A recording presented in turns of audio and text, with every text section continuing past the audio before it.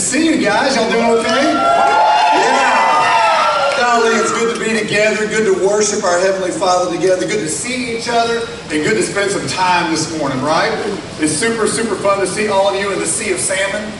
We're so grateful for the crossover weekend this last weekend, or that is still happening this weekend, I guess we should say. And man, what a great team, what a great, remarkable representation of our students.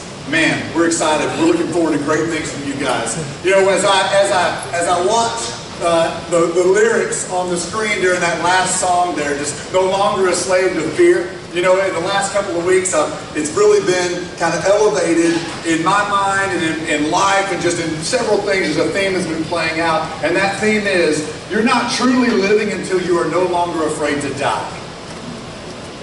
Once you are no longer afraid to die, that's when you truly live.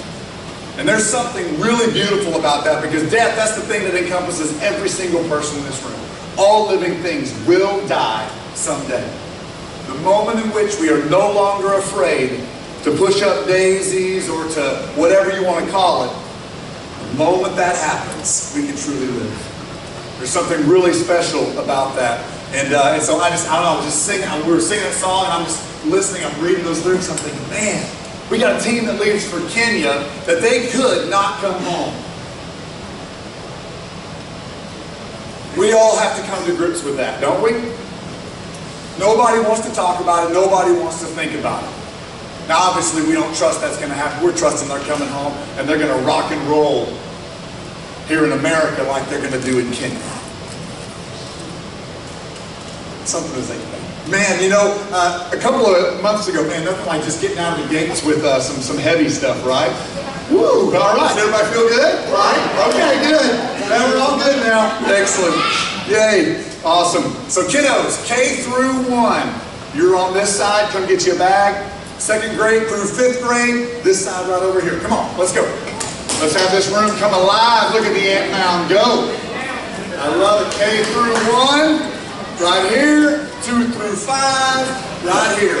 As they're making their way up this way and getting some goodies, if you feel like you're a kid at heart and you need a bag, feel free to make your way up also. I'm just kidding. But as they're making their way and they're getting these awesome bags to engage them in what we're talking about today, not too long ago I was experiencing a time, my daughters get the privilege of singing in a choir that gets to go out. It's a choir made up of kiddos from hard places. And it's really remarkable. There's kind of a mix, though, between the hard place kiddos and community kids and all that kind of stuff. And so they get the privilege of going and singing in various places, various churches, various environments. One time I was going, I took off on a Sunday morning and was able to go and participate in what they had going. And as I was with them, I walk into this church. I'm never going to forget this day. Because I walk into this church and I just noticed, man, this place is really quiet. And then next thing you know, services started. And then the service is pretty well over. And by the time we were leaving, I noticed that I didn't talk to anybody that I didn't start the conversation with. I noticed there was nobody that was part of the church that approached just in order to have this simple conversation. And I remember in that moment thinking, man, how awkward this would be. I'm grateful that my eternity is secure, but how awkward would that be for somebody who had trusted their time with the church and had shown up to find out the love of Jesus and to walk in and to walk out and to never have anybody speak the love of Jesus over them. Just in the way that they're conversating, in the way that they make them feel welcome and everything. And in that moment, I thought, man, Lord, please don't ever let me pastor a church that is guilty, that somebody can walk in, be a part, and trust the church with a very, very risky trust. To trust the church to show up on a Sunday and to walk away and nobody had expressed their desire for them to be there or to help them understand there's a place and we want everyone here. It's forever etched in my mind, and I just, man, please, please, please don't ever let that happen. We just can't let it happen. The stakes are too high. Here last week, Ren brought us through the second week of this series that we're calling On Mission.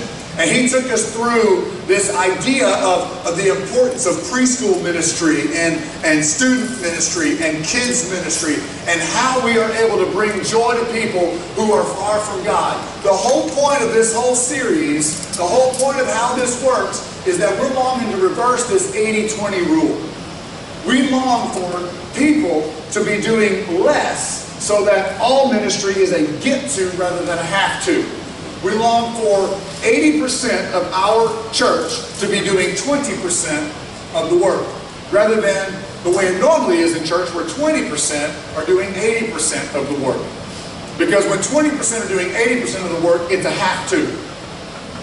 It's because we're just trying to survive. Everybody, we're not shooting just to survive, we're shooting to thrive, right? We want to live life to the fullest. And we want that experience to be fleshed out in a way that is unique in the way that we carry ourselves through the church and we pull our own weight. So we want to reverse this 80-20 rule so more people are doing less so that ministry is a get to rather than a have to, and we leave everybody wanting to do more, wishing they could do more. Did you know that's our goal? Wishing, man, I just wish they'd use me more. Wouldn't that be something? Wouldn't that be amazing? This is what we're shooting for here. So the question is, how did it go this last week asking the Lord what your responsibility is when it comes to preschool kids and student ministries? As you gathered around the table with your family, as you gathered around the table with friends, as you gathered around the table, you broke bread with people that we share in this community, what was it like in your conversations? You said, what is my role when it comes to preschoolers? And then what is my role to bring joy to people who are far from God? By the way, we care for their children. By the way, we communicate and help them feel comfortable and help them feel accepted and loved and wanted. Same thing within kids ministry. And then what is your role when it comes to students? Maybe you guys are sitting there going, man, I thought this thought, and now that I don't have kids, that I'm having like change diapers, I'm done with diapers. Hopefully very quickly on the backside of that you realize, you know what? No, because this is the time in my life that I don't have to change 18 diapers a day, in which on a Sunday, you can do that in a way that honors God the Father without this bad attitude of having to smell poop again. And it's a way that you can encourage a kid, way to go getting that junk out of your body. Good job. Way to go, man. Jesus loves you for that. He made you to be able to do this, and how cool is that you can do that? And you pray for them right then and there, over poop. Isn't that awesome? Isn't that a different message? It's a different message. Maybe you found yourself kind of going, oh yeah, I can do that. Maybe you should. Maybe you should not. Not everybody should work with kids, am I right? Amen, right? That's what I'm saying. So today we go into the next three. We're going to go into the next three, but before we get there, let me just bring us back to the foundation of why we're talking about this. Why we're talking about what it means to serve. What it means to bring joy to people who are far from God. Here it is, Matthew 28:18 through 20. Jesus came to them and he said, all authority in heaven and on earth has been given to me. Therefore, as you are going about your day, make disciples of all nations, baptizing them in the name of the Father, the Son, and the Holy Spirit, and teaching them to obey everything I've commanded you. And surely I am with you always to the very end of the age. These two lines in here that you see that are underlining these two different, well, the two same words. The last words before Jesus left this earth were instructions in how we were to communicate his message to the world in which we live. It wasn't, okay, so I'm about to ascend into heaven. Now you guys behave. It wasn't, okay, you guys make sure that you look good. You guys make sure that you represent well. You guys make sure that you got all your stuff together. Make sure you let people know how perfect I am by the way you are perfect. Make sure you've got everything high and tight. Make sure you got, now, what he said was, make sure you invite people into all your mess so that they can see that they have a chance that the Savior of the world can save them just like he's saving you. This is Jesus' instructions to us. His final words are not, make sure you take care of yourself. His final words are, go, tell my story about what I've done in your life to the people you're in network with. You're not by yourself. I'm with you. I got you. It's going to be okay. This is the foundation of why we go, why we are on mission, why we live this life as a mission, rather than just attending church on the weekend as a checkbox of things that we do. So there's our first, Matthew 28. The second is Jesus' prayer for you and me in John chapter 17. You know, this is a part of, these verses here are a part of what we're talking about this entire year. As Jesus is praying, he continues this them talk. He says, my prayer is not, or excuse me, he says this them talk before the Matthew chapter 28. He says, my prayer is not for them alone. I pray for those who will believe in me through their message. See, you and I are the them and the there in this one. He came for us, saved us, and so now he's praying for those who will believe in me because of your story. Those who will believe because of the change that's happened in you. That all of them, and see, this gets to a whole nother level. So not only will the expectations that people will come to know Jesus because of you, it's that then they will be one. You talk about miraculous, right? People are going to come to know Jesus because of you and your story, and then all of them may be one as Jesus and God are one. That's what this says. And so what he's talking about there is spiritual sons and daughters, spiritual grandsons and granddaughters, spiritual great-grandsons and great-granddaughters. It's the family of God. So the question is, are we in a place, are we doing this where people are discovering the beauty of Jesus? They're being set free from sin, from shame, from all of that stuff that Jesus sets us free from ourselves, right? And then they are then telling the story of how they've been set free, which results in your son or your daughter leading somebody else to Christ, becoming your grandson, your granddaughter, and then it goes on and on and on. So because of you, there is a multiplier effect of the good news that's taking place. On mission. That's what we mean by this. See, this is not just my job. This is everybody's job. Everybody in this room that calls on the name of Jesus, did you know you are a minister of the gospel? If you didn't see yourself as that way, you are a minister of the gospel. Please, go, teach. Help people see the beauty of Jesus. So that, right, the world may believe. We want to be a so that kind of people, right? We want to do this so that the world may believe that you have sent me. Because you think about it, the people you're in network with come to know Jesus and they become that son and daughter to you, the mentor you get to care for and lead through life. And then other people come to faith as a result of that. Word on the street begins to go out, does it not? Because the networks we run in tend to kind of do this number. And so as word on the street begins to go out, then all of a sudden the world, the greater world, begins to believe that there may be something to this Jesus fella. And he's not just a good dude that walked the face of the planet, nor is he a crutch for weak-minded people. And so this is it. May they be in us so that the world may believe that you have sent me. It's beautiful. It's an absolutely amazing thing. Verse 22 continues, it says, I've given them the glory that you gave me. So he gave us the ability to wipe away what confuses from the true picture of who Jesus is. We get the privilege of living that out. That God gave Jesus so that they may be one as we are one. I and them and you and me, so that, again, so that people, they may be brought to complete unity. So we focus on truth. Then the world will know you sent me and have loved them even as you have loved me. See, there it is. There's the them.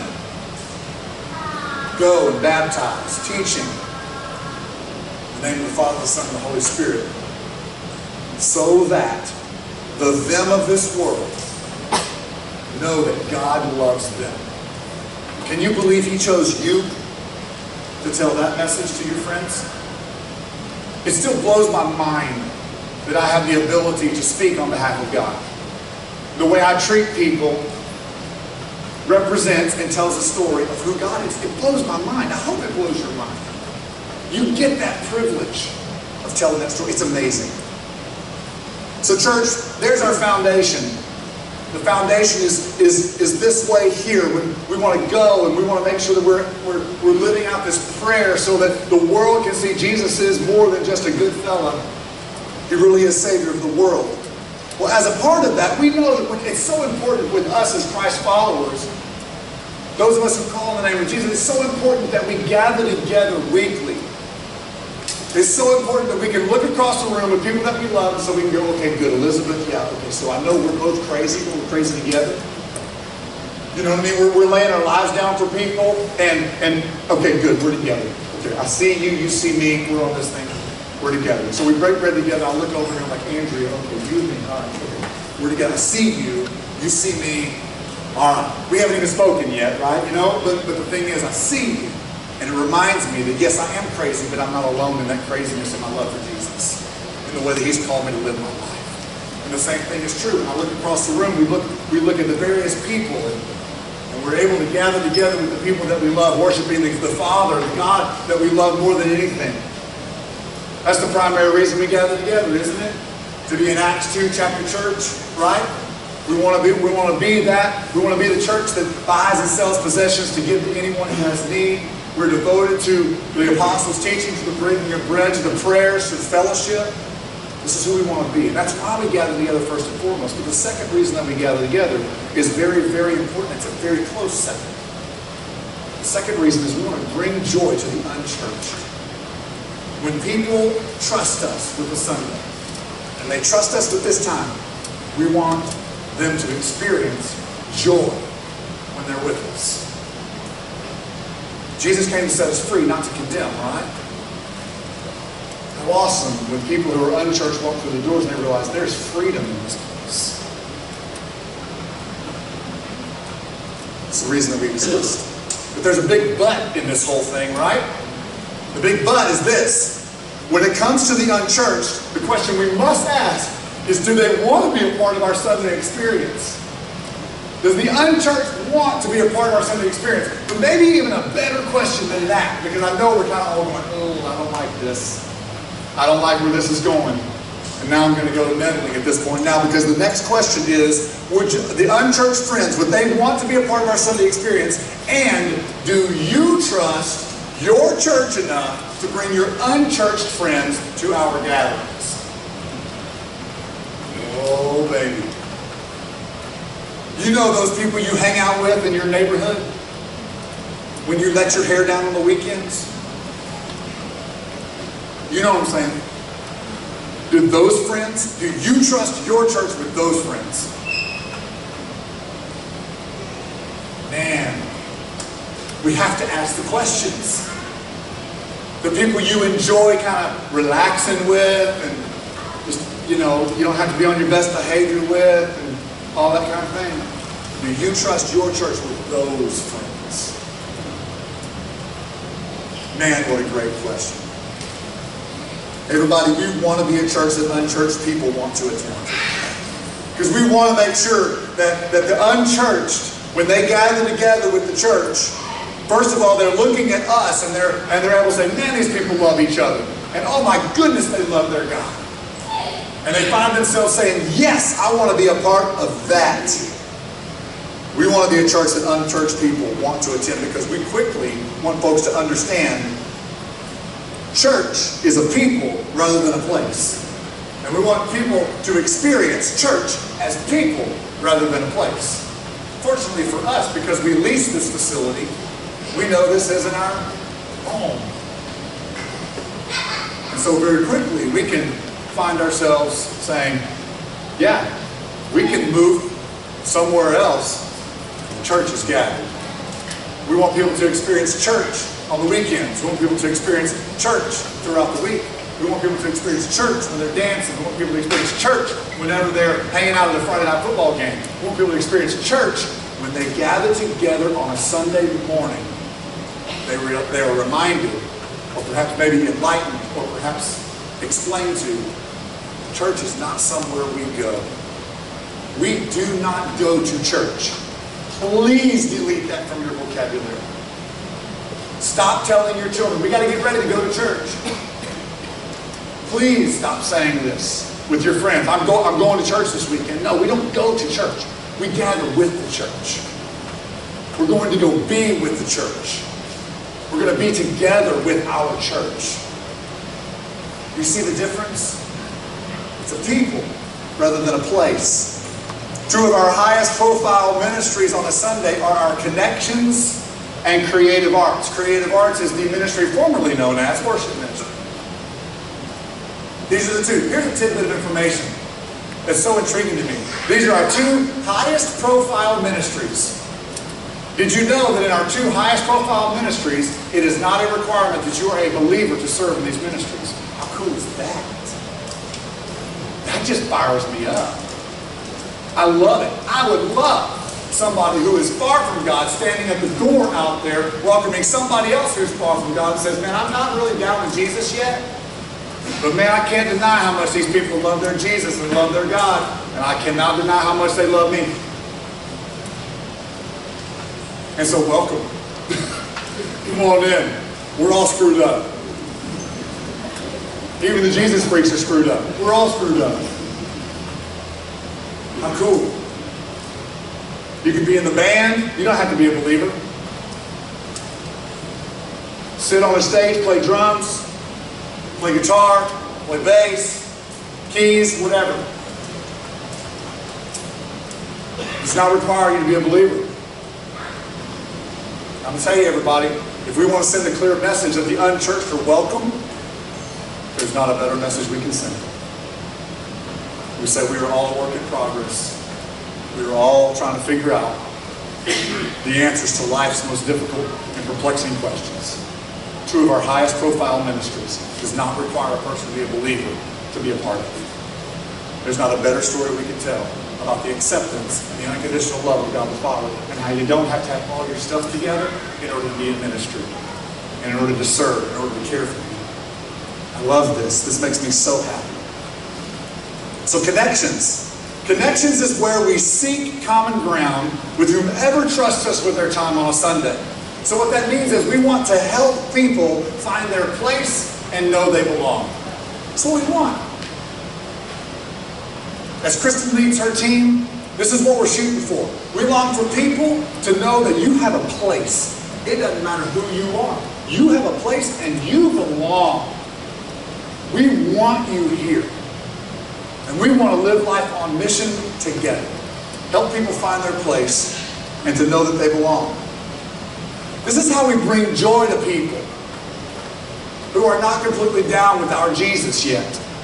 And I say yet on purpose because we long for everybody on this planet to love Jesus. Connections is our front line though, because they're the first impression that we will make on a person as they turn onto our campus. From the directional signage to the people that they're going to encounter, to when you walk through the door, to when you walk through this door, to when you find your place in here. Our connections team is on the move.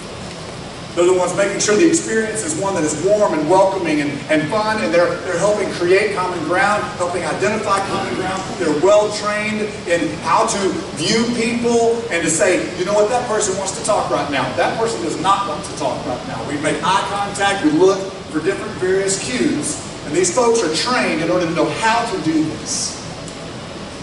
These are our people. These are the folks that love to know what's going on in people's lives, not from a gossip standpoint, but so that they can intentionally and strategically connect people together that share common ground. So that everyone knows they have a place and everyone knows they belong. Whether it's a soccer team, whether it's music, whether it's 80s hair, I don't know, 80s hair bands, I don't know, right? It's something, right? We want people to know that they've got a place and that they belong. Connections is also a part of helping check in a child to preschool or kids ministries. This is a high trust factor. We trust really flawed people to do this, don't we? You know our connections team, man, they're a shady bunch. This is the team that loves cleaning bathrooms, setting out coffee, making sure things are right, getting to pray through all of that as they do it, so that when somebody drinks that cup of coffee, they're drinking Jesus. I mean, we pray crazy stuff like that. We long for that. That's what we're looking for. These are our people that are helping people navigate the campus, whether it's kids ministry or preschool, just kind of know what's going on, what to expect here in the morning, and to know how they can kind of be a part of it, and if they're wanted to be a part of it. See, our connections team gets the privilege of embodying one of our core values, which is everything through relationships. Our connections team sends that message right out of the gates. We want to know you. We want to befriend you. We want to be in relationship. And we accept you just as you are. Don't put on a face. Don't check your baggage at the door. Bring it all in, because we all have loads of it. So let's just deal with it together. Everything through relationships. So when I say common ground, I basically am just simply stating these are interests that people share or they have in common. This is the pursuit. We want to seek common ground because these things serve as icebreakers. They help people to be at ease if they're nervous about what's going on. And what it also does is it helps folks to know that we're real people that enjoy the things of this earth like anybody else does. And we're not just some spiritual stick-in-the-mud robots going about life talking a bunch of church talk. The people. Kind of throw it all out there and we are who we are. What you see is what you get. These are our connections, folks. They're the front lines of declaring Christ's love to people every single Sunday. Guys, when Jesus prayed, so that the world will know you have sent me and have loved them even as you have loved me, our connections team is number one, getting the privilege of sending that message to everybody who walks through the door. It's essential. It's a beautiful, beautiful opportunity that we share of bringing joy to people who have yet to discover the beauty of the lifesaver Jesus. It's awesome. Once our connections team has done their job, then our creative arts team takes over. We move into the creative arts in order to bring joy through our Sunday worship experiences. Now, when we say worship, this is important. When we say worship, we're talking about responding to God's presence regardless of our circumstances. So how many of you have been a part of a church before where you heard this prayer? God, help me just to check all my baggage at the door so that I can do some business with you. You ever heard that before? That whole prayer, let me just kind of leave everything that would distract me from you, God, today. Let me just leave that outside. You know what that says? That says God doesn't want to mess with your mess. You need to make sure that when you enter into church, you behave. You put your best foot forward. You make sure that you're looking right. Guys, that is nothing but fake. We on the converse to that, we want you to bring your mess inside here. We want anybody and everybody to bring their mess to the table. And we want to lay that at God the Father's feet. And we want to let Him do business with that. And so no matter what's going on in our lives, we want to bring that into our worship so that we can respond to God's presence, whether it's being reminded of His presence, we're learning about His presence, or whether it's simply inviting Him back into our lives, regardless of what's going on in our circumstances, to know that we can trust Him no matter what. We want to respond to His presence regardless of our circumstances. See, that's our goal. We want to help people outside the church to know that their junk is welcome inside the church. Because we know we've got just as much junk, if not more. 20 years after having known Jesus, we're still dealing with our junk. Right? That's a beautiful message that helps people to know they're welcome. We want them to be a part. Part of this is whenever we have folks that come and they're trusting us with their more, and we know that another one of our core values that's important that shows up is excellence in all things. And what that means is, have you guys ever been to a church service before where the band was awful? Man, where you're like, oh, that was really a nice try. Man, they love Jesus, but they're awful musicians. You ever been a part of that? I have. Where you're like, man, dude, I get we're supposed to make a joyful noise. I get it. But can it be a good one, please? And then you walk away going, why would anybody ever go back there? We can talk like this, right? This is okay. Why would anybody return? That's terrible. Somebody needs to tell them. You're a part of something, you're there, and like the screens are all wonky, and everybody's all disheveled, and they're like, oh, it's just weird. And you're like, man, what's going on here? You can tell things are just thrown together, and they're just kind of, you know, somebody that's got a sweetheart, they let them up on stage to do something. Man, people, our unchurched friends will not return to that. And it's not that we're trying to feed the consumer, but what we are doing is we want to offer an excellent experience for the people that are here. We long for them to understand that no, we are not looking for perfection. We're all works in progress. But we want to give our very best that we possibly can unto God the Father in a very real and tangible way. And that can be experienced through the way that we organize everything. Did you know that the way we put our services together, this is important for you to know. The way we put our services together, every single week we have one truth that we desire to communicate through the course of the Sunday. One. Because we figure if we're able to offer 52 truths a year, and people can take away, and if people were to just simply implement half of that, 26 truths, it would change the world. And so we know one truth every single time around. And everything we do, from the color of lights to the amount of haze in the room, you guys love that stuff, don't you? To the, get over it. Gosh, come on. So we got the backgrounds on the screens. We got the songs that are selected. We've got the different instrumentation, the feel of the room, the way the lighting is, everything. It all centers around whatever that truth is. The prayer, the interviews, the videos, everything communicates that one message. And everything is intentionally done so that there's no mistaking why we're here. This is what we've got to be all about. The reason? Because we serve a creative God who is still creating today. He's still in the creating business. He created you and me. He's creating additional children. He is still creating, he's still painting a canvas, and we want to be able to communicate his creativity through the way that we worship. We want people to see that we serve an amazing God who sees color, and who sees the beauty of life, who gives people space when they need space, who loves unconditionally, and we can communicate all of that. You know why we have a dark room in here?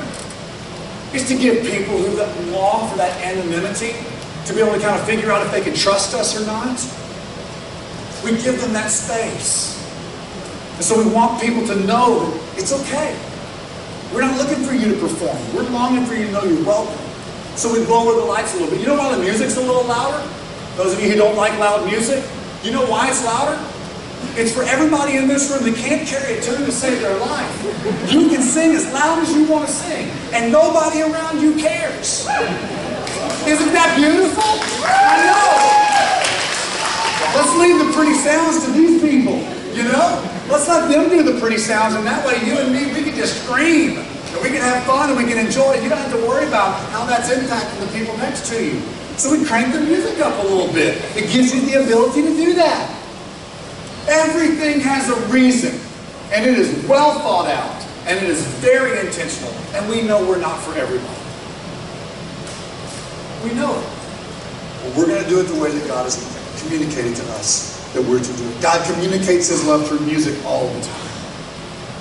He gave you a heartbeat, didn't he?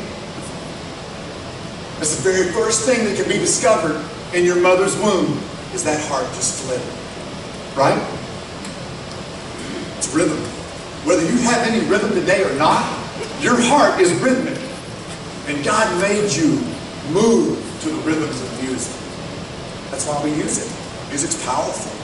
God communicates through art all of the time. That's why That's why we need people that are able to and skilled to do videos and able to do these lighting and all this kind of stuff. That creativity is through art. It's painting the picture that God longs for us to paint through the environments that we get to create every single week. It's beautiful.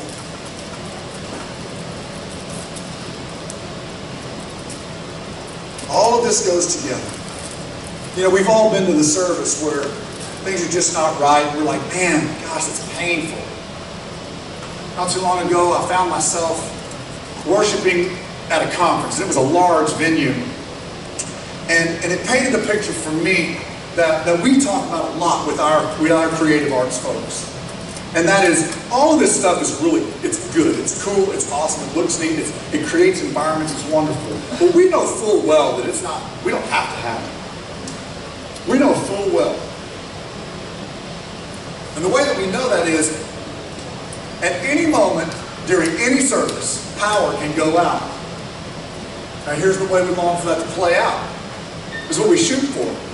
While I was at this conference, you know, man, everything was just going, man. They had all this, it was remarkable. And then all of a sudden, in one fell swoop, all power in this arena went out. And you want to know what happened? That drummer just kept wailing. Just kept going on that drum kit. The lead guitarist kept playing. And you know, an electric guitar, it's electric, which means it requires electricity for sounding it. And that just kept on going like it was nothing to it, man. I mean, it was like it was coming through the speakers. Keyboard is still playing. Bass is still doing his thing. They might as well have been playing air guitar on stage, right? All of a sudden you feel the volume of the crowd dip, and then all of a sudden, boom, here it comes. The singers are singing, the crowd's singing, and I kid you not, the power came back on about a minute later, and they never missed a beat. That's when you know we don't have to have this stuff, but we leverage this stuff in order to invite people into our Creator God's lap, so that they can, as children of God, crawl up in their Father's lap and find comfort and find care and be moved by Him. Everything is intentional. Because we serve a God that loves us. There's too high stakes. This is what we mean by creative arts. We don't have to have all this stuff, but we can leverage it. And as Ren Harpo leads this team of people, whether it's our booth, our band, whether it's environment, response stuff, everything, this is the thought process that goes through his mind every single week. So here's the warning for all of you in this room. Because we're still asking the question, do you trust us with your unchurched friends? And do your unchurched friends want to be here? So the warning here is that there are going to be times that we are going to experiment with music. We are going to experiment with creative arts. We are going to experiment with topics and verbiage in ways that perhaps maybe will make you turn your head and go, whoa, what's this? Because it's not proper church stuff. And anytime you see that, allow God the Father to help you move forward down the road and think, this is going to enable me to have conversations with people that I otherwise might not be able to. Because I may have common ground with my friend's friend that I otherwise would never be in the same environment unless my friend trusted me with them bringing their friend here to be with our church. It all goes together. So important that we get this. But let me make sure that we are very clear on the why we do this. The why we do this is behind that stage over there are 7 chairs. Or on that stage behind those curtains there are 7 chairs. And we are currently praying right now because we know that we are a very churched church. We know that we are a very believer-dominant church. And we are currently praying for your networks. We are currently praying for your friends. We are currently longing to adjust things so that you will trust your church with your unchurched friends, so that we can then begin to have conversations about what it means to pray to receive Christ, what it means to be saved by Jesus, what it means, how we do that, all of those kinds of things in a way in which they can ask whatever question they want to ask, and there's not a stupid question. And so we are putting seed in the ground, waiting for it to rain. And each and every week we're praying over those 7 chairs. And we're longing for all those chairs to be filled to where we have to bring out more chairs. Because we're getting the privilege of sharing the gospel and people are coming to Jesus. Because of your story. Because of my story. This is our jobs. This is what we do. But before we finish today, let me get to a group of people that when it comes to a ministry, I'd like to introduce you to perhaps the most thankless, behind the scenes, yet foundational ministry that everybody in this room benefits from every single week. It's our setup and tear down. Our setup and tear down. And I tell you guys, this is a group of people that shows up at this place. They're cooking breakfast together, and they're gathering together at 8 a.m. on Sunday mornings to set this place up. Those of you that don't know, this thing is a barn when we show up on a Sunday morning. And our setup guys and gals, man, they do a phenomenal job transforming this place. So here it is. Here's the goal. Their whole goal is to transform this campus into environments that move people to encounter the Savior of the world. That's why they do what they do. And so they don't just set up chairs. The folks who are setting up chairs, as they push that chair into place, guess what they're doing for you? They are praying for your soul. And as that chair goes into place, praying for you. As these cables are plugged in, as these trailers are unloaded, each of those prayerfully connected, each of those with intentionality, asking God the Father to do something mighty through that light right there. Asking God the Father to do something mighty through the message that will appear on these screens. With meticulous detail, they put these things together. And they troubleshoot what we call gremlins every single week. And everybody, this is a team that does a mighty job. And I am so grateful for what they do. Most of them come with 2 different sets of clothing. They come with the clothing that they have on, knowing that they're going to sweat through that, and then they're going to change just before so they don't offend you with their stench. After it's all over, that outfit will be wet as well with sweat from tearing it all down. It is a thankless team in many ways. It is essential to what we do on Sunday. That team brings joy to people who are far from God because folks get the privilege of walking into this place and not having to do those things and can just receive the love of God through excellent environments. It's a beautiful expression of the unconditional, sacrificial love that God gives to each and every one of us. So it's so much more than tossing chairs. It's so much more than plugging in lights. It's so much more than setting up a stage. It's so much more than those things. They're in the life-changing business of setup and tear down. They prayerfully pray over the morning. They devote this place to the church. And I'm grateful for them every single day. So everybody, when we talk about these ministries, there's a product that we're looking for. And the product, when we look at Matthew 28, we look at John 17, we look at Acts chapter 2, we look at all of these things, the product is this. And I know my mom's here today, so she's going to tell me this is a run-on sentence. She's an English professor. And so anyway, but Mama, I know you get it. We're good.